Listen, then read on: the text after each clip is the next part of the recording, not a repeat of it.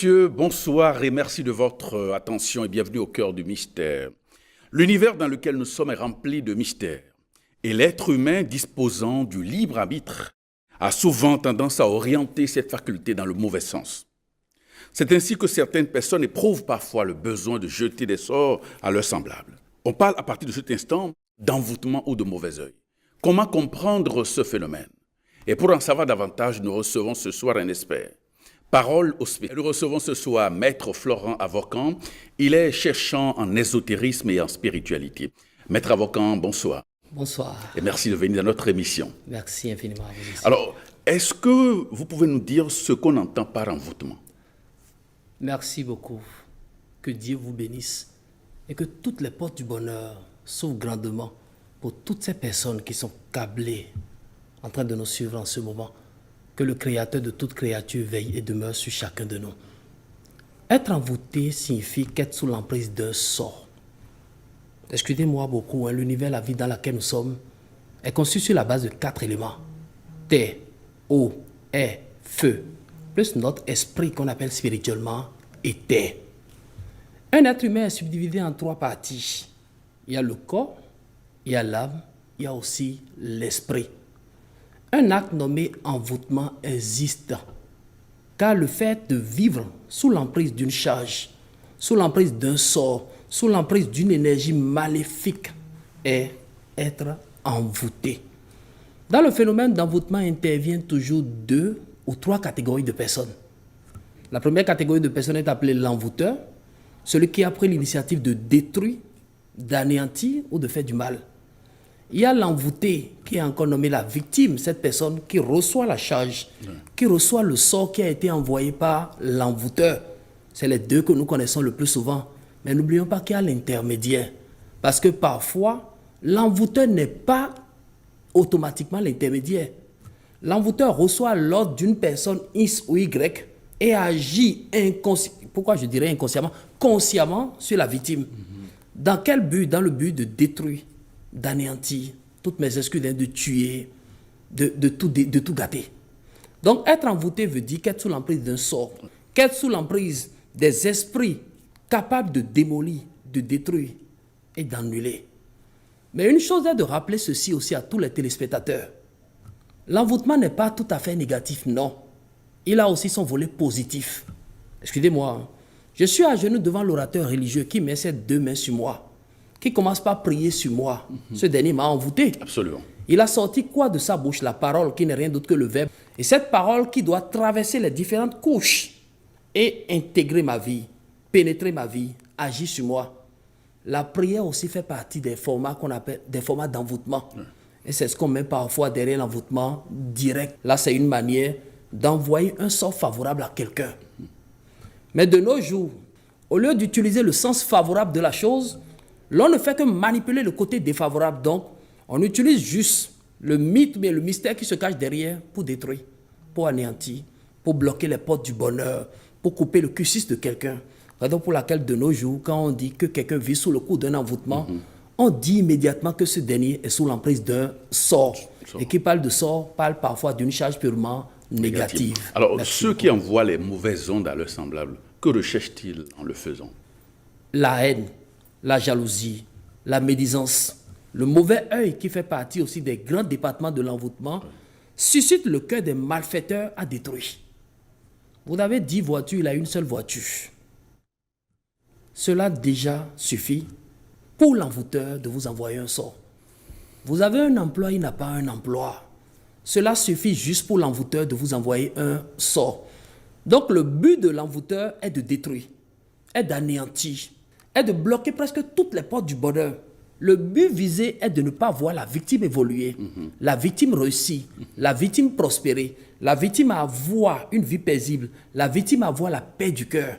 Et tant que cette personne nommée victime a la paix du cœur, l'envoûteur n'est pas encore satisfait. Donc le but final de l'envoûtement est de détruire, de nuire, de tuer, d'annuler ou de bloquer les portes du bonheur à quelqu'un. Très bien. Merci. Alors, quelles sont les formes d'envoûtement possibles que l'on peut enregistrer dans notre univers? De nos jours, il existe plusieurs formes d'envoûtement. La forme la plus courante qui détruit l'humanité est l'auto-envoûtement. Un exemple, hein. Je suis bien portant. On m'appelle, mon téléphone sonne, cher ami, tu sais, je suis sur le lit à l'hôpital. Il pense qu'il vient de blaguer, qu'il a sorti une parole inutile de sa bouche, alors qu'il vient de permettre aux énergies positives de concrétiser quelque chose de maléfique dans sa vie. Notre bouche nous auto-envoûte. Donc l'auto-envoûtement est la première forme d'envoûtement, mais qui tue mieux, je dis bien qui tue mieux que les autres formes d'envoûtement que nous connaissons. Car de nos jours, on pense peut-être que c'est en prenant sa petite bouche, cette langue-là que Dieu nous a donnée, dotée de pouvoir, de puissance pour mentir, qui nous attire quelque chose de positif. Non. Tout ce que nous sortons de notre bouche négativement se produit forcément dans nos différentes vies. Exemple, regardez un peu la loi d'attraction. Quelque chose qu'on a attiré dans notre vie, mais le truc existait où? Existait dans le spirituel condensé. C'est comme ça aussi que les différentes paroles que nous sortons de notre bouche produisent parfois des ondes qui peuvent créer toutefois des laves et résidus, des blocages pour tout un chacun de nous. Donc la première forme d'envoûtement connue, utilisée, exercée par tous aujourd'hui est l'auto-envoûtement. Là, on n'a même plus besoin d'un envoûté. L'envoûteur est immédiatement envoûté dans ce processus. Donc, il n'a même plus besoin de l'aide de quelqu'un pour se détruire.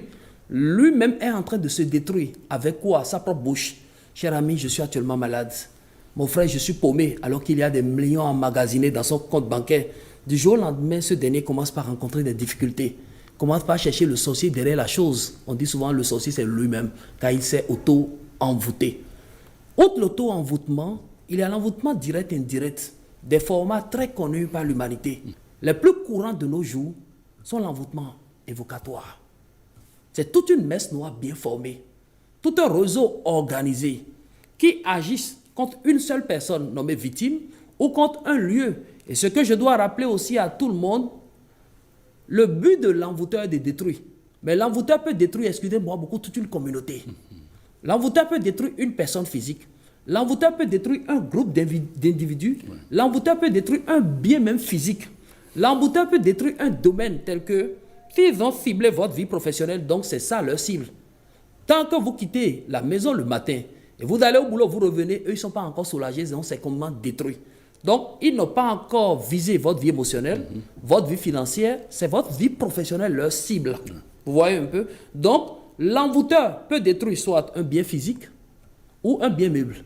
Un bien immeuble, une maison, d'autres exemples aussi, toute une communauté, une entreprise. Je parlais des différentes formes d'envoûtement. Il y a une forme qu'on appelle l'envoûtement par évocation, ce qu'on met derrière l'envoûtement évocatoire. Communément connu, au Bénin on dit sacridomé.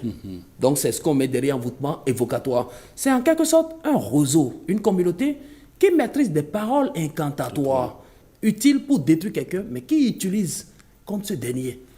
Après l'envoûtement évocatoire, il y a l'envoûtement par messe noire. Là, on rentre vraiment dans le réseau de la sorcellerie. Le côté négatif de la chose, c'est de ça que nous sommes en train de parler. Après l'envoûtement par messe noire, il y a l'envoûtement par dagide. L'ennemi peut vous transformer peut-être en un objet. Et le fait de manipuler l'objet de l'autre côté, vous vous sentez le coup. Donc, ils vous ont transformé peut-être en un objet. Cet objet se matérialise aujourd'hui par une dagide. Donc, on dit envoûtement par dagide. Le plus souvent, c'est des poupées ou des figurines qui sont exploitées de l'autre côté. Et une fois que votre énergie a été connectée à cet objet, vous ressentez le coup. On entend certaines personnes au coup de mon sommeil, ou bien j'ai vu que je pilais du foufou. Au réveil le matin, vous le voyez, il a vraiment de couverture. Donc la messe noire ou les énergies négatives utilisent déjà soit l'aura ou les énergies condensées en ce dernier pour agir. Après l'envoûtement dont on est en train de parler, il y a aussi l'envoûtement alimentaire. Le vice qui tue la jeunesse aujourd'hui. Écoutez, ils ont tous les moyens nécessaires. Ils peuvent même mettre peut-être le voûte dans les ongles, planifier le truc un peu partout, introduisent juste ce poison, qui est peut-être un poison rapide ou un poison lent, dans votre boisson, dans de l'eau, dans un liquide à queue, ou peut-être dans un repas. Et quand vous mangez, le but attendu, le résultat attendu par ce dernier va commencer par se matérialiser. Là, on dit que c'est l'envoûtement alimentaire. Il y a aussi l'envoûtement sexuel qui coule les rues aujourd'hui. Vous voyez la jeunesse, on veut tirer sur tout ce qu'on voit sur notre chemin. Les dames aujourd'hui, dans leur godemiché, se cachent presque toute catégorie de jouets sexuels. Donc, c'est une manière de nous rendre esclaves, de nous détruire, de nous bloquer les portes du bonheur. Il y a aussi l'enclouage. Quelqu'un qui prend peut-être un piquet, qui reste dans un coin connu ou inconnu du monde, qui envoie ce sort à travers la parole qui est sortie de sa bouche, dans la vie à travers le verbe, merci beaucoup, dans la vie de quelqu'un.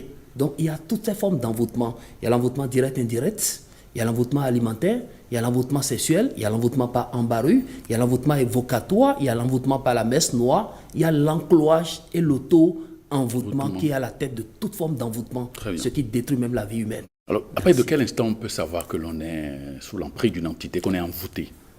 Au jour d'aujourd'hui, on n'a pas réellement besoin d'un consultant avant de savoir qu'on est envoûté. Parce que celui qui est envoûté commence par sentir des symptômes. Il y a des symptômes qui sont physiques, d'autres qui sont psychiques. Ouais. Il y a des symptômes aussi qu'on nomme parfois symptômes sociaux. Les symptômes physiques sont les signes qu'émet le corps physique. Regardez peut-être quelqu'un qui allait se coucher. Il a passé plus de 8 heures de temps à dormir. Il se réveille encore avec des courbatures un peu partout sur le corps. Plus fatigué même qu'au débat. On dit que ce dernier vit sous le coup d'un envoûtement. Mais ça seul ne suffit pas pour dire qu'on est envoûté. Parce que le corps physique aussi peut être un peu endommagé à cause des maux physiques dont nous sommes parfois victimes. Aux symptômes physiques, on sent des présences autour de nous. Ou on est même parfois touché par ces présences. C'est comme si vous vous retrouvez seul dans un cadre, seul dans une chambre, seul dans un lieu. Il n'y a personne à côté de vous. Mais vous sentez qu'une main humaine vous a touché. Là, vous avez été véritablement touché. Cette présence n'est plus invisible. Vous avez été touché. Mais quand vous allumez, vous ne voyez plus rien. Ou bien, en pleine nuit, on sent des picotements au niveau du plexus solaire, au niveau peut-être de la gorge, au niveau du sixième sens, ou bien au niveau de la nuque. C'est qu'on commence par sentir des picotements. Des douleurs intenses ont tendance à abattre le corps physique à certains moments de la journée. On a parfois des maux, ou bien on sent des malaises dont on ne connaît véritablement pas l'origine. Vous lui posez comme question, mon cher, qu'as-tu? Il ne peut pas vous répondre. Il ne se sent pas bien. Parce que tout le corps physique a été déjà pris en otage par l'ennemi. Ces différents signes qu'on reçoit, ces symptômes en quelque sorte, sont des symptômes physiques. Les symptômes psychiques sont peut-être les cauchemars répétés que nous faisons. Le fait de se laisser abattre par un esprit quelconque dans le sommeil, ou demandez à nos mamans, elles vous diront, casseroles qu'elles ont bien arrangées dans la cuisine. Il n'y a même pas peut-être de trou pour que les rats puissent infiltrer, pour que des rats ou bien des animaux puissent rentrer dans cette cuisine. Mais les casseroles tombent. Les ampoules que vous changez dans vos zones de confort, dans la chambre, bien dans le dortoir, sont presque tous les mois grillées. C'est comme, écoutez, l'ampoule qu'on a changée en janvier. On n'a forcément pas besoin de changer encore en février. Mais au cours du mois de janvier, on voit que l'ampoule a grillé. On vérifie les circuits d'alimentation de la maison, il n'y a pas de court-circuit. Mais toutefois, l'ampoule qui est dans la chambre à coucher est presque toujours grillée. Écoutez, la conscience doit nous parler. Les énergies négatives ont déjà pris l'espace en otage. On est déjà victime d'un envoûtement. On sent qu'il y a une présence invisible à l'œil nu qui rôde et campe autour de nous. Presque tout le temps, partout où nous mettons pied, nous nous sentons plus seuls. Nous nous sentons parfois observés. Nous sentons qu'il y a une énergie invisible à l'œil nu qui est là, qu'il y a une présence invisible à l'œil nu qui est là, qui est autour de nous, qui rôde autour de nous, qui campe autour de nous. Ça fait déjà partie des signes de l'envoûtement, des signes psychiques. On mange parfois dans le sommeil. Excusez-moi beaucoup. Posons même la question aux ioniciens, ceux qui interprètent les rêves. Manger dans le sommeil n'a jamais apporté bonheur pour quelqu'un. C'est l'œuvre des ténèbres, des esprits maléfiques, pour implanter certaines situations maléfiques dans nos différentes vies. Nous faisons peut-être des rêves où nous sommes sexuellement abattus. Ça, c'est un phénomène qu'on met derrière le rideau incube et succube. Mais quand c'est répété, ça devient immédiatement un envoûtement. Les symptômes sociaux aujourd'hui sont connus par tous, des licenciements répétés. Ils n'arrivent même plus à faire 3 mois dans une entreprise. Dans une relation émotionnelle, en janvier, il vous présentera son partenaire ou sa partenaire. 2 mois après, ce dernier a déjà rompu, cherche encore autre partenaire. Donc, on mène une vie en dents de scie. Ça ne va plus comme cela se doit. Quand on commence par avoir ces signes de la Dame Nature, l'on dit qu'on est victime d'un envoûtement. Mais de quel type d'envoûtement? Il faut voir quel département de l'aura est touché d'abord. Parce que l'aura n'est rien d'autre que le champ de lumière qui entoure le corps physique, l'âme et l'esprit qui entoure l'être en général. Et l'aura est divisée aussi en 4 parties.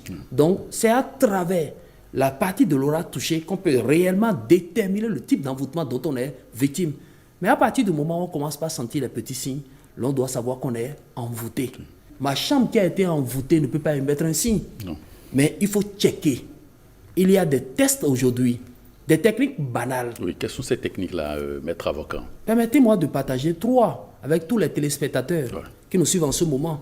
Et c'est des techniques à appliquer. Le tout ne suffit pas d'avoir la notion, mais il faut mettre la notion en application, en pratique. Une technique parmi les trois.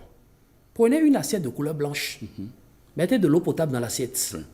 Avec le plus long doigt de la main usienne, nommé le majeur de la main usienne, laissez 16 gouttelettes d'huile d'olive au bon milieu de l'eau se trouvant dans l'assiette. Prenez l'assiette dont on parle, déposez quelque part, essentiel, soit dans la chambre dans laquelle on veut vraiment faire le test, ou bien dans sa zone de confort, dans sa chambre à coucher. Allez dormir. Le lendemain au réveil, allez regarder la position de l'huile d'olive dans l'eau. Si l'huile d'olive s'est dispersée, une partie est allée au nord, l'autre partie est restée au sud, l'autre à l'est, l'autre à l'ouest, l'on suppose qu'on est envoûté. Mais cela ne suffit pas. Il faut encore continuer le test. Outre le test, la technique d'huile d'olive, on peut utiliser aussi la technique de cire de bougie. C'est que vous prenez une bougie, vous gardez la bougie dans vos deux mains pendant au moins 5 bonnes minutes. Après d'avoir gardé la bougie dans les mains pendant 5 bonnes minutes, vous dégagez toutes les énergies en vous dans cette bougie. Vous allumez la bougie dans un coin quelconque de votre zone de confort. Je vous en prie. On va éteindre les ventilos, on va éteindre le brasseur, pour ne pas dire que c'est le vent du ventilo ou bien c'est le vent du brasseur. Quand vous allumez la bougie dans une zone où l'atmosphère est vraiment calme, il n'y a pas de ventilo, il n'y a rien, et vous voyez que la flamme de la bougie se penche d'un côté, quitte le côté et pas encore de l'autre côté, l'on sous-entend qu'on est envoûté là, on n'est plus seul. Il y a une énergie extérieure qui est dans l'espace, qui est dans la zone avec nous. Et rassurez-vous, tous ceux qui sont envoûtés ont toujours une énergie extérieure qui les abat jour et nuit. Une énergie qui les surveille. Une énergie qui joue le rôle de caméra derrière leur vie, qui les visualise en plein temps. Soit pour agir, soit pour démolir, soit pour anéantir ou pour bloquer. Outre cette technique de bougie, il y a aussi la technique du sel. Ce que nos mères aujourd'hui maîtrisent et appliquent. Vous savez qu'on peut fumiguer le sel, mais ça fait partie aussi des meilleurs encens que les Égyptiens utilisaient dans le temps. Mais nous allons utiliser maintenant le gros grain pour voir si notre atmosphère, notre zone de confort, notre chambre, notre atelier, notre boutique n'est pas encore victime d'une forme d'envoûtement. Comment on fait? Vous cherchez de la braise, du charbon bien ardent. Vous prenez poignée de sel gros grain. Vous jetez juste sur le charbon. Si le sel commence par crépiter, vous voyez un peu nos bonnes mamans qui fabriquent l'autre truc là, la mousse-bouche qu'on appelle popcorn. Vous avez suivi une fois un peu la fabrication? Absolument. Quand on jette peut-être dans ma marmite avec tout ce qu'on y met, ça commence par crépiter. Si le sel commence par crépiter de la sorte, vous devez savoir que l'environnement dans lequel vous êtes en train de faire le test est déjà miné. Il est infecté. Infecté, merci beaucoup. Donc l'environnement est presque affecté par les œuvres purement maléfiques. Il y a une technique aujourd'hui. Je suppose que j'ai acheté peut-être une parcelle quelque part, pas encore clôturée. À partir du moment où vous n'avez pas de parcelle, vous avez beaucoup d'amis. Mais dites-leur seulement, voici ma parcelle. C'est fini. Parmi les 10 à qui vous avez montré, il y a 5 qui vont vous quitter parce qu'ils n'ont pas encore de parcelle. Là, je débouche immédiatement sur le mauvais œil. Ils commencent par avoir une haine, une envie. La haine de vous détruire. Derrière vous, vous les avez amenés en pleine journée. Mais eux viendront en pleine nuit implanter de la négativité. Déposer peut-être des sorts. Vous avez la possibilité de démolir ces sorts sans l'aide de qui que ce soit. Je peux partager le code si vous me permettez. Oui, allez-y. Du soufre jaune remis en langue fond. De la potasse à Kango et de l'huile d'olive. Voici les 3 ingrédients qu'il faut utiliser pour démolir ce sort. Il suffit de réduire le soufre jaune en poudre, de réduire la potasse aussi en poudre, d'ajouter une cuillerée ou capsule, l'équivalent de 10 millilitres. Donc, une cuillerée d'un liquide à queue, ça fait 10 millilitres. Donc, vous remplissez une cuillerée d'huile d'olive que vous versez dessus, vous mélangez. Après avoir mélangé, aspergez sur ce terrain, dans cette zone, dans cette maison. Écoutez, ce lieu infecté, vous aspergez juste le mécanisme dont on parle. Après l'aspersion, le lendemain, ramassez et jetez loin de votre environnement. Le sort est défait. Ceux qui l'ont planté sont obligés de revenir, sinon leurs intentions n'auront point effet sur vous. Que Dieu soit loué. Merci. Alors, que comprendre donc par mauvais œil? Le mauvais œil n'est rien d'autre que le regard malveillant de l'ennemi sur une personne. Un exemple courant, elle est couturière, elle a son atelier. Je suis couturier, j'ai mon atelier. Ça devient une petite concurrence. Comme elle est là avant moi, vous voyez un peu, normalement, pour être humain et honnête, je dois quitter un peu la zone. Il y a déjà quelqu'un qui exerce ce métier-là dans le quartier. Le fait de m'implanter directement devant ce dernier, commence par créer une petite haine d'abord. On peut toutefois se saluer, mais ça ne va plus droit au cœur. C'est ça. On se voit tous les matins, mon frère, ça va, hein? Mais quand on se tourne dos, chacun a une mauvaise pensée. On a un regard malveillant l'un envers l'autre. Il suffit d'être dans son magasin, d'être dans son atelier, de voir deux clients rentrer là-bas. La haine qui est dans le cœur commence encore par s'élever. On commence par développer de mauvaises pensées. L'acte que nous sommes en train de produire en développant de mauvaises pensées sur l'autre est appelé le mauvais œil, qui n'est rien d'autre que le regard malveillant, le méchant regard que nous avons sur l'autre. Ça tue même plus que la sorcellerie. Là, votre ennemi vous connaît. Ce n'est plus une personne invisible, hein. C'est une personne physique, visible, connue, qui a une idée même d'abuser de votre générosité, de votre confiance pour vous bloquer les portes du bonheur. Votre meilleur ami vous sert de l'eau. Vous avez besoin de consacrer cette eau avant de boire? Non. Parce que vous dites que c'est votre meilleur ami. Mais si ce dernier commence par développer de mauvais œil sur vous, il va juste utiliser la petite quantité d'ignorance en vous pour vous bloquer les portes du bonheur. Et l'acte que commet le méchant pour nous détruire, quelqu'un qui nous connaît mieux pour nous détruire est appelé le mauvais œil. Ce qui signifie le regard malveillant d'une personne dans la vie de l'autre. Et ça agit dans toutes les communautés, dans tous les secteurs, dans toutes les familles, dans toutes les maisons, ça agit. C'est comme si l'autre est grand directeur de société, l'autre est mécanicien du quartier. Quand il vient souvent, il garde sa voiture dehors, l'autre garde sa moto. Mais les deux sont ici du même papa. Vous pensez qu'ils s'aiment vraiment? Disons-nous parfois la vérité.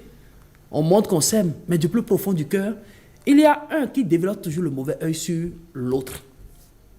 Prenez l'exemple de deux personnes qui veulent monter sur l'arbre. Un est déjà au moins à 3 mètres, l'autre est à 2 mètres. Celui qui est à 2 mètres est en train de tirer le pied de celui qui est à 3 mètres. Mais écoutez, celui qui n'était pas là quand la course a commencé, qui évolue, qui régresse. Donc, c'est souvent ceux-là qui n'ont pas atteint votre niveau, qui refusent de se rapprocher de vous pour vous demander, mes chers amis, comment as-tu fait pour arriver à ce niveau? Quelles sont les différentes techniques qu'as-tu pour réussir concrètement, qui développent parfois le mauvais œil parce que lui, il ne veut pas essayer. Il ne veut pas travailler. Il ne veut pas développer sa mentalité. Il ne veut pas mouiller le maillot, comme on le dit souvent dans le jargon. Mais lui n'est que là pour détruire.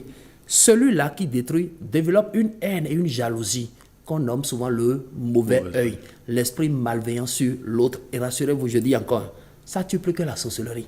Parce qu'à ce dernier, vous avez confiance. C'est quelqu'un à qui vous parlez. C'est quelqu'un à qui vous dites ce qui est au plus profond de votre cœur. Mais il utilise encore les mêmes choses que vous lui dites pour agir facilement sur vous. Il maîtrise où vous dormez, par quelle alchimie vous vous déplacez. Il sait où vous résidez, où vous trouvez même à 2 h du matin. Il sait, vous pensez que c'est difficile pour celui-là de vous anéantir. Et le fait que ce dernier commence par développer de mauvaises pensées, on dit qu'il a le mauvais œil. Alors, quels sont les effets du mauvais œil dans nos différentes vies? Comme l'envoûtement, le mauvais œil d'abord suscite la haine, suscite l'envie. Le but principal du mauvais œil est de ne pas voir l'autre réussir, de ne pas voir l'autre prospérer. Ici, l'objectif de celui qui lance le mauvais œil sur vous n'est pas seulement de vous nuire, de vous détruire, non. Mais il ne veut pas vous voir dépasser peut-être son niveau. Il veut toujours vous voir avec lui. C'est comme si peut-être par le passé, on était tous dans le quartier, on nous voyait tous dans les salles de jeu. Dieu merci, lui, il a eu un emploi, nous autres, on n'a pas eu d'emploi, donc on veut toujours le ramener encore dans la salle de jeu, vous voyez un peu. Donc on commence par développer un mauvais œil sur ce dernier. Le but principal est de retarder dans la vie, de pousser l'autre à être dans les non-accomplissements, de le pousser à être toujours dans le rejet, à être sous des figurines, à être sous l'emprise des sorts, machinaliser peut-être des complots contre lui, détruire sa vie. Donc en quelque sorte, c'est des objectifs que celui qui a le mauvais a sur autrui. Et rassurez-vous, quand ça commence comme ça finit toujours sous les sépulcres. Parce que l'objectif principal est de ne pas vous voir réussir, il ne veut pas vous voir prospérer. Tant que vous êtes là, lui se dit qu'il ne peut pas réussir. Et regardez l'erreur que nous commettons. Je présente mes excuses à tous les téléspectateurs. Parfois, on se met sur nos 2 genoux, que Dieu donne longue vie à mon ennemi pour qu'il puisse voir ce que je deviendrai plus tard. Moi, je dis ça, c'est une prière qu'on doit bannir. On doit bannir pour la simple raison que celui pour qui vous priez longévité, Matthieu 7,7 est mentionné dedans. Demandez, on vous donnera. Quand vous demandez longévité, Dieu donne longévité à l'ennemi. Vous voyez un peu ce que je suis en train de dire. Mais tant que cet ennemi vivra, vous n'allez pas prospérer. Les symptômes du mauvais œil dans la vie d'un être humain, par exemple. Presque les mêmes symptômes que l'envoûtement, Ici, celui qui agit sur vous est une personne connue, à qui vous avez confiance, à qui vous dites presque tout. Oui. Mais de l'autre côté, vous ne connaissez vraiment pas l'envoûteur. Ça peut être un groupe de personnes, ça peut être toute une confrérie, ça peut être en quelque sorte tout un roseau. Mais parlant du mauvais œil, c'est une personne que vous connaissez bien, quelqu'un qui vient allumer et qui cherche encore à éteindre avec vous. Parce que chaque fois que vous mettez peut-être des astuces, des remèdes, vous priez, vous faites tout pour calmer le sort, vous lui dites au moins les différents recours que vous empruntez. Mais lui controverse immédiatement ces recours. C'est pour ça tout à l'heure j'ai dit que c'est plus dense même que la sorcellerie. Absolument. C'est quelqu'un qui vous maîtrise mieux, qui connaît presque tout sur vous, mais qui utilise tout ce que vous lui léguez sur vous pour agir inconsciemment, injustement sur vous. Donc lui, il a plus de domination sur vous que l'envoûteur. Et rassurez-vous, c'est un petit conseil que je partage avec toutes ces personnes qui sont à l'écoute en ce moment. Il y a des techniques spirituelles de nos jours qu'on peut appliquer pour vaincre ces fléaux de la dame nature. Ouais. La première technique est de se purifier chaque fois quand on est en besoin. Ou bien chaque fois quand on sent le besoin de se purifier. Parce que le fait d'emmagasiner le mauvais œil sur soi peut procéder à l'ouverture de la Kundalini en nous et laissera notre corps spirituel aux esprits maléfiques. Là, on est sujet des blocages, on est sujet des rejets, on est sujet des envoûtements, on est sujet du non-accomplissement, on n'arrive plus à réussir concrètement la vie. Une technique que je peux bien rappeler à tous ces téléspectateurs, pour vaincre le mauvais œil, le charbon est capable.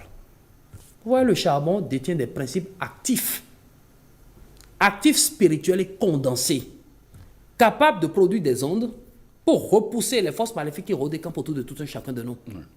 Le nombre à utiliser, c'est 3. On mettra 3 morceaux de charbon juste dans un petit morceau de coton. Donc vous prenez un petit bout de coton. À l'intérieur de ce petit bout de coton, vous mettez 3 morceaux de charbon. Vous essayez juste de bien fermer, que vous gardez dans votre zone de confort. Ça peut être dans l'armoire, caché quelque part dans la chambre. Pourquoi ne pas déposer quelque part à la boutique? Ne pas déposer quelque part à l'atelier, où on veut. Ça dégage toujours une onde qui repousse le mauvais œil loin de tout un chacun de nous. Dans nos boutiques, nos magasins, nos lieux de travail, l'on doit avoir le collier d'ail. Ça ne se vend pas au marché. Ce n'est pas disponible dans une boutique ésotérique, non. On fait soi-même la confection. Oui. Le chrétien peut l'exploiter, le musulman peut l'exploiter, le bouddhiste peut l'avoir, l'hindouiste l'athée. Et on dépose où? J'explique à tous ceux qui veulent. Vous voyez, quand vous rentrez peut-être dans l'atelier de l'artisan, il y a toujours son diplôme qui marque sa compétence. Ouais. On accroche toujours le diplôme où? Soit sur une pointe ou bien, en tout cas, un petit mécanisme sur lequel on a accroché le diplôme. Vous cherchez 1, 2, 3, 4, 5, 6, 7 morceaux d'ail. Non épulchés, donc on ne va pas enlever la peau. Vous cherchez aiguille et fil. Les spirituels disent souvent d'utiliser un fil ayant la couleur blanche. Autre communauté demande la couleur rouge. De nos jours là, prenons seulement fil. Vous comprenez un peu? Donc vous cherchez un fil. Soit fil blanc, soit fil rouge. Vous introduisez le fil dans l'aiguille. Et vous allez relier les 7 morceaux d'ail à travers le fil. Une fois les 7 morceaux d'ail reliés, vous attachez, que cela forme un petit collier ou un petit bracelet. On ne veut pas porter cela au cou, on ne veut pas porter cela à la main. Vous accrochez seulement à la pointe. Après, vous déposez le diplôme dessus. De vous à moi, qui a vu le collier d'ail? Personne. On ne voit que le diplôme. Ouais. On a des tableaux décoratifs dans nos différents bureaux. On peut faire et l'accrocher, déposer le tableau dessus. On a des photos de nos parents dans nos différentes maisons. Ouais. On peut faire accrocher et déposer la photo dessus. Ou, dans nos différentes maisons, on doit avoir un petit miroir. Vous ne savez pas pourquoi? Hein? Non. L'ennemi qui se mit immédiatement lance le sort qu'il a amené chez vous à sa propre vie. C'est comme si quand on ouvre au salon, qu'on tombe sur un grand miroir, ou bien placer les écrans désormais, de sorte à ce que celui qui entre là puisse se mirer dans votre écran. Quand il voit directement son image, ce dernier, hein, cette méchante personne-là qui veut vous détruire, se mire immédiatement, il a la possibilité de retourner immédiatement le sort à sa propre vie. Parfois, quand des personnes douteuses quittent vos maisons, parce qu'il y a des personnes que nous savons, de tout le monde a peur de lui. Mais c'est ce dernier qui nous a rendu visite, on va faire comment? Après son départ, prenez pincée de sel ou bien cuillerée de sel que vous allez répandre au seuil à l'entrée de votre maison de votre chambre, de votre salon, mais de votre zone de confort pour ne pas permettre à ces œuvres d'agir facilement sur vous. Donc, il y a une technique aussi pour vaincre le mauvais œil, pour se débarrasser de ces différents sorts dont nous sommes victimes, de ces différentes énergies qui redécampent autour de tout un chacun de nous. Est-ce que vous aviez testé vous-même toutes ces techniques que vous nous exposez? Elles sont ces astuces-là que nous avons testées. Vous savez, se désenvoûter est différent de se protéger contre envoûtement. C'est deux choses purement différentes. Différentes, oui. Qui se désenvoûte? Celui qui est envoûté. Qui lutte contre envoûtement? Celui-là qui n'est pas encore envoûté. Peut-être après le test, je suis envoûté. Je n'ai pas besoin d'un contre-envoûtement. J'ai besoin d'un désenvoûtement. Celui qui fait l'erreur de se protéger contre envoûtement alors qu'il est envoûté ne verra jamais un résultat favorable de ce qu'on dit. Parce que, il doit d'abord se désenvoûter. La chose est déjà là. Le corps éthérique a déjà emmagasiné les esprits maléfiques. Donc, il y a des sorts qu'il faut défaire. Des amulettes qu'il faut dénouer. Des nœuds qu'il faut dénouer. Donc, sans annuler ces amulettes, sans dénouer ces nœuds, sans annuler ou anéantir ces sorts, l'on ne peut pas se protéger contre envoûtement. C'est comme je suis malade, mais j'ai besoin d'un vaccin. Je n'ai pas besoin d'un vaccin. On doit d'abord me guérir avant de me vacciner. Voici une technique pour se désenvoûter, pour ceux qui sont vraiment victimes d'un envoûtement. C'est comme si là, je suis déjà victime du sort. Il y a une lotion haïtienne, permettez-moi de donner 2 à 3. Il y a une lotion haïtienne qu'on appelle main puissante. Il y a une autre qu'on appelle baume du commandeur. Ce que vous trouvez parmi les deux, vous prenez un flacon de 30 ml. C'est un liquide alcoolique. Il y a au moins 30 pouces. Non, c'est un liquide qui se cache dans des flacons de 30 ml, ou bien de 50 ml, ou même plus. Mais le volume d'alcool doit être au moins 110. Donc vous prenez un petit flacon de baume du commandeur. Ou bien main puissante. Il y a une autre de colonne qu'on appelle ambré. Il y a 3 catégories. Écoutez bien, chers téléspectateurs. Il y a bien-être ambré. Il y a ambré authentique et Saint-Michel. Il y a de l'eau de colonne ambré tout court. Quand vous recherchez l'eau de colonne ambré simple, 250 ml. Le liquide alcoolique nommé main puissante, couleur rouge, ou bien baume du commandeur, couleur verte, vous versez maintenant dans l'eau de colonne ambré. Vous agitez le flacon, de sorte à bien faire le mélange. Vous déposez ce flacon 1 jour, 2 jours, 3 jours pour une bonne macération. Donc un mélange vraiment dont on a besoin. Après les 3 jours, ce petit liquide nommé eau de colonne ambrée, liquide dans lequel vous avez versé le baume du commandeur, vous mettez un peu dans vos différents bains pendant 1 semaine. Le chrétien peut l'appliquer, le musulman peut l'appliquer, le bouddhiste, l'hindouiste, l'athée, croyant ou non croyant. N'oubliez pas qu'on l'a conçu nous-mêmes.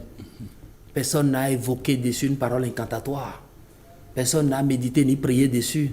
Donc c'est l'œuvre de vos différentes mains. Il suffit juste de faire rentrer dans un supermarché, une pharmacie ou bien dans un lieu de commerce pour acheter l'eau de colonne ambrée. Il suffit de faire rentrer dans une boutique ésotérique pour acheter soit le baume du commandeur ou la main puissante et associer les deux. Agiter, laissez le tout pendant 1, 2, 3 jours. Après 3 jours, vous répartissez dans vos différents bains, je dis bien vos différents bains, pendant 1 semaine. On dit le sort est défait. Écoutez, ce qui est bien derrière, l'envoûté même se retrouve totalement désenvoûté. Pour ceux qui adorent l'utilisation du règne végétal, les plantes, il y a une plante qu'on appelle le pommier de Sodome, communément appelé en fond à moment. Je n'ai pas le nom scientifique pour ne pas déranger quelqu'un. Donc vous cherchez juste le pommier de Sodome, à moment. Pour plus d'explications, c'est cette plante-là que les peuples utilisent pour fabriquer du fromage. Qui a un petit ballon quand on était tout jeune, en allant parfois à l'école, on cueillait ces ballons, ce fruit qu'on cassait. Donc c'est bien joli, un fruit très amusant. Le fruit est appelé la pomme de Sodome, mais l'arbre en quelque sorte est le pommier de Sodome. Vous cherchez juste 7 feuilles de pommier de Sodome, ou 9. 9 pour le sexe masculin, et 7 pour le sexe féminin. Vous mettez les feuilles dont on parle là dans un seau, vous versez un peu de sel dessus, vous triturez. Excusez-moi beaucoup, hein. On a tous beaucoup d'hommes à la maison pour nous aider. Domestiques, nounous et autres là. Mais quand on demande de triturer une plante, quel que soit le nombre de personnes, de servants que vous avez chez vous, triturez vous-même. Très bien. Parce que celui qui triture une plante bénéficie immédiatement des principes actifs de la plante. C'est sa main qui a trituré la plante.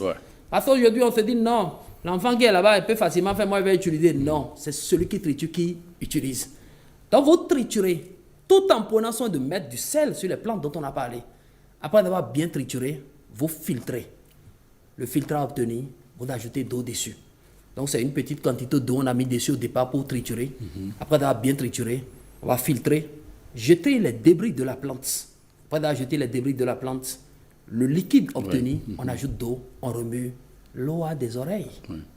L'eau aussi a une mémoire. Oui, qui enregistre. Comme toutes les énergies de la Dame Nature. Oui. L'eau enregistre ce que vous lui demandez. Oui. Vous savez, une fois en face de cette eau, on demande à Dieu qui a créé le ciel et la terre de donner l'ordre à l'eau, afin qu'en utilisant cette eau, que cela puisse me désenvoûter, me purifier, éloigner les œuvres maléfiques qui rôdaient camp autour de ma vie. Quand je finis cette prière, je rentre dans ma salle de bain, je prends un bon bain, on dit là que le sort est défait. Quand on est victime de l'envoûtement, et là on sait vraiment, on maîtrise de l'origine, on connaît la source, là on utilise le charbon. Écoutez, on doit consommer avec une prière qu'on appelle conjuration des sept, ou on peut consommer tout court, pour ceux qui n'ont pas cette prière dont on parle. Vous cherchez 21 petits morceaux de charbon, une petite feuille A4. Vous alignez les 21 morceaux de charbon sur la feuille de sorte à former une petite croix. Donc, un au milieu, 5 au nord, 5 au sud, 5 à l'est, 5 à l'ouest. Ce petit papier, vous tirez doucement jusqu'à mettre sous votre lit. Vous dormez sur le lit 1 jour, 2 jours, 3 jours, 4 jours, 1 semaine. Après les 7 jours, le 8e jour au réveil le matin, faites un peu de braise de côté. Donc, il y a un charbon ardent qui brûle, vrai. Vous prenez ce petit papier, sans que vos doigts ne touchent les charbons. Quand ces charbons-là, qui ont formé une croix, qui sont restés sur une feuille, sous le lit, vous avez passé 7 nuits sur le lit, cela a absorbé le mal qui est autour de vous, les énergies négatives qui sont autour de vous. Et là, le 8e jour au réveil, vous prenez juste la feuille, de sorte à ce que vos doigts ne touchent même pas les morceaux de charbon. Vous versez tout où? Dans la braise. Vous brûlez même la feuille. On dit que le sort est défait. Il y a d'autres techniques aussi, hein, si vous me permettez bien. Une seule. Il y a une notion qu'on appelle le Pompeia. Ça se trouve dans les maisons ésotériques. 423 millilitres, donc le grand flacon. Allez chercher un petit flacon, ou bien un grand flacon de Pompeia. De retoucher vous à la maison, vous consacrez le Pompeia avec le psaume 17 si vous êtes chrétien, ou bien la sourate 78 si vous êtes musulman. Donc le chrétien peut réciter le psaume 17 une seule fois sur Pompeia pour consacrer. Le musulman peut réciter la sourate 18 une seule fois sur Pompeia pour sa consécration. Vous mettez un peu de cette lotion dans vos différents bains. On dit d'appliquer au moins pendant 11 jours. Toute une famille peut utiliser un flacon. Même si l'envoûtement est familial, car parfois c'est toute une famille qui est envoûtée. Exemple, hein, vous rentrez dans certaines familles, on vous dit grande soeur n'est pas au foyer, petite soeur n'est pas au foyer, même la cadette là, elle est allée au foyer 2 semaines, elle est encore revenue. Donc, même les petits-fils de cette maison commencent pas à mémoriser déjà que chez nous là, on va pas au foyer. On rentre dans certaines maisons africaines, comme l'aîné ne veut pas se battre, ne veut pas mouiller le maillot, par grâce et bénédiction de Dieu, il n'est rien revenu. Tous les autres disent non, dans notre famille, là, on ne réussit pas. Excusez-moi, c'est de l'auto-envoûtement. Évitons ces sorts. Donc, si vous faites partie d'une famille où vous vivez véritablement sous l'emprise des forces maléfiques comme ça, vous vivez sous cette forme, ou bien sous ce format d'envoûtement, allez chercher du Pompeia. Allez acheter vous-même 423 millilitres. De retour à la maison, vous êtes chrétien, récitez une fois le psaume 17 dessus. Vous êtes musulman, c'est une fois la sourate 18. Je suppose que mon frère Animi, c'est à l'écoute en ce moment, vous bénissez ce Pompeia. Après avoir béni le Pompeia, vous allez utiliser dans vos différents bains pendant 11 jours. On dit un flacon, toute une famille peut utiliser. C'est un moyen de se désenvoûter. Tout ce qu'on dit là, on n'a pas encore parlé de contre-envoûtement. Hein. Tout ça là, c'est des moyens pour se désenvoûter, pour défaire le nœud ou pour défaire le sort dont on est victime. Que Dieu soit loué. Merci. Alors, comment reconnaître donc que l'on est victime du mauvais œil, par exemple? Quand on est victime du mauvais œil, immédiatement, on est victime d'un symptôme qu'on appelle main percée. L'argent ne reste plus stable dans votre main.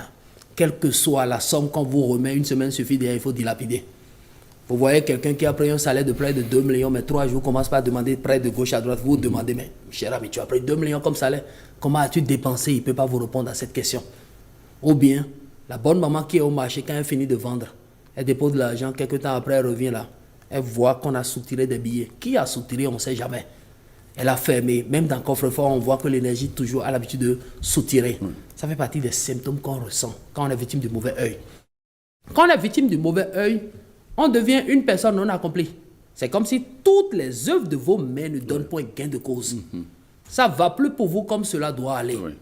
Quel que soit ce que vous attaquez ou ce que vous prenez, ça ne donne plus le résultat que vous attendez. Et ce qui est très difficile derrière, vous allez voir que c'est des gens qui ont toujours toute une armée pour les aider. Quand il a besoin, il y a des gens qui sont là. Mais on ne voit aucun résultat. Il devient en quelque sorte une personne inachevée. Vous le voyez peut-être dans ce secteur d'activité, 2 semaines, il a déjà changé. 1 mois après, il vous dira qu'il a encore changé de métier. Lui-même n'arrive plus concrètement à savoir où il doit être. Excusez-moi, ce n'est pas de sa faute. Mais c'est des esprits qui sont derrière le pousser jour et nuit. Et ce dernier n'arrive plus à se maîtriser, à avoir la capacité d'autorécupération nécessaire dont elle a besoin, cette personne bien sûr. Quand on est victime du mauvais œil, on sent qu'on est rejeté dans l'entourage. C'est comme si en famille, quel que soit comment vous êtes, les gens commencent par vous rejeter. En entreprise, on est rejeté parce qu'on se dit qu'on mouille le maillot, on travaille très bien. Et vous voyez vraiment que vous êtes le tout premier à arriver, le tout dernier à fermer les locaux. Mais écoutez, vous êtes la personne la moins rémunérée.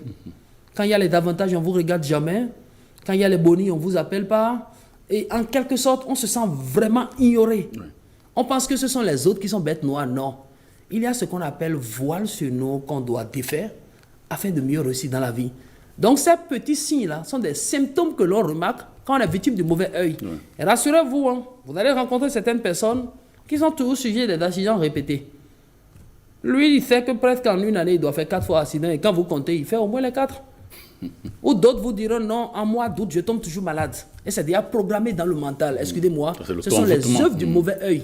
Et c'est l'auto-envoûtement qui concrétise là dont on est en train de parler.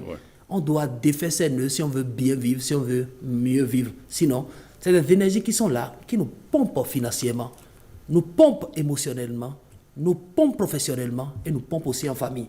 Donc, c'est des énergies qui sont là pour user de notre grâce, pour nous pousser même parfois à être dépossédés de notre bénédiction. Et là, c'est le mauvais œil qui agit. Et comment faire pour s'affranchir de mauvais œil, par exemple? La première des choses d'abord est qu'il faut être vraiment aiguisé en prière. Je demande à tout musulman, à tout chrétien, animiste, bouddhiste, hindouiste, athée, croyant ou non croyant, vous savez, si Dieu peut nous ouvrir les yeux spirituels, afin qu'on puisse voir le combat qu'il mène pour nous une seule nuit, au réveil le matin, on doit s'agenouiller pour lui dire merci. La reconnaissance est la meilleure des choses dans la vie. Tous les téléspectateurs l'écoutent en ce moment, vous savez, quelle que soit votre obédience religieuse, quand vous vous levez le matin, mettez-vous soit à genoux, restez debout, dites d'abord merci à l'architecte de l'univers, à Dieu qui a créé le ciel et la terre. Il y a une prière que je recommande souvent. Ceux qui sont intéressés peuvent mettre cela en application. Le psaume 24 pour ouvrir les portes de la journée. Le 127 pour clôturer la journée. Et introduire cette journée dans la main de celui qui a créé le ciel et la terre. C'est des paroles précieuses qui doivent sortir de notre bouche. Le musulman qui se lève le matin doit méditer la sourate qu'on appelle la nouvelle. Al-Qada ou bien Al-Naba. Soit c'est Al-Qada ou bien Al-Naba. La nouvelle. Sourate 118. Avant de dormir, peut méditer la sourate 111. C'est des techniques qu'on peut ancrer dans nos habitudes. Pour dominer les forces maléfiques qui rôdent et campent autour de nous. Et là, vous êtes aiguisé de l'énergie qu'on appelle le Saint-Esprit. Vous êtes aiguisé de cette énergie qui vous dédouble et qui chasse toutes les forces maléfiques qui rôdent et campent autour de vous. Donc, vous ne faites rien. Mais chaque matin, vous vous levez, vous priez. Chaque soir, vous priez. Dieu veille sur vous, vous couvre. On peut aussi utiliser l'ail pour se blinder spirituellement contre le mauvais œil. Un morceau d'ail que vous emballez dans du coton. Bout de coton que vous gardez constamment sur vous, on n'a pas dit de mettre dans la poche, non. On a des sacs à main. Nos mamans ont des pochettes. On a des sacs au dos. On a des moyens de déplacement. Siège d'une moto, coffre d'une voiture. Un morceau d'ail dedans est déjà une sécurité pour votre vie. Le citron qu'on voit seulement banal, parce que ça ne coûte presque rien, détient des principes et secrets spirituels dont on a besoin pour notre bien-être, pour notre élévation, pour notre succès, pour notre prospérité. Un citron que vous perforez avec un objet pointu. Citron perforé à l'intérieur duquel vous introduisez seulement un morceau d'ail non épluché. Vous jetez quelque part dans votre zone de confort. Ça vous préserve contre mauvais œil. L'on peut utiliser de l'eau pour se protéger contre le mauvais œil. Mais quelle eau? De l'eau consacrée. Et comment consacrer cette eau? Vous permettez? Allez-y. Vous prenez juste de l'eau que vous mettez dans un récipient en plastique. L'eau est déjà dans le récipient en plastique. Hein. Oui. Vous mettez une autre petite portion d'eau dans votre main.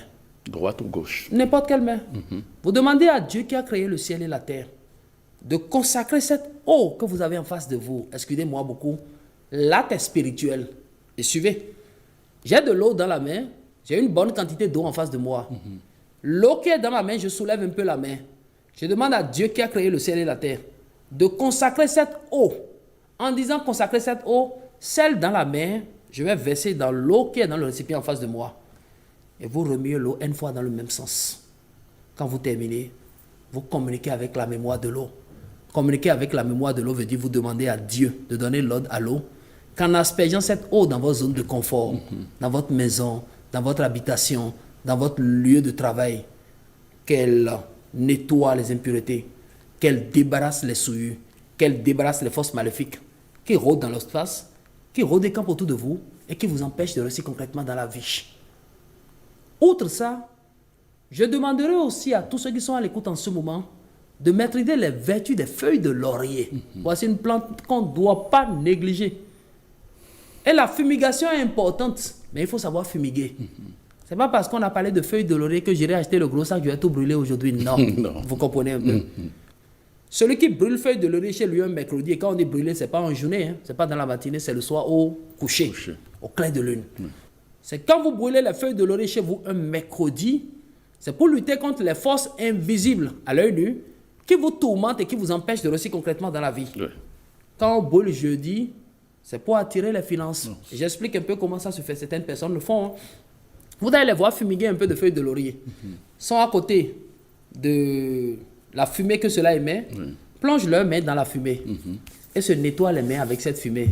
Écoutez, c'est la main qui prend l'argent, non? Plaise à Dieu qui a créé le ciel et la terre, ça va rentrer en nous transcender dans leur vie.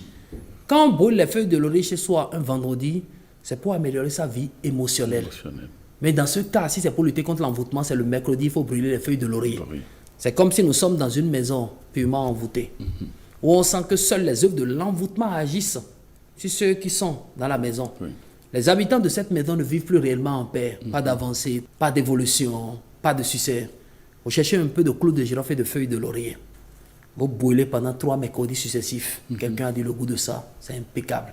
Que Dieu soit loué. Je demande vivement à tous les téléspectateurs de mettre d'abord cela en application avant de faire un retour. Paix dans les cœurs. Merci, Maître Florent Avocan. Je rappelle que vous êtes cherchant en ésotérisme et en spiritualité. Merci pour toutes ces informations que vous nous apportez sur l'envoûtement et le mauvais œil. C'est des choses qui sont monnaie courante dans notre société, dans nos différentes sociétés. Merci pour toutes ces expériences que vous aviez faites et vous avez vécues vous-même, que vous partagez avec les téléspectateurs. Merci d'être passé et à très bientôt. Que Dieu soit loué. Amen. Amis téléspectateurs, merci de nous avoir suivis. Bonne soirée chez vous et à très bientôt.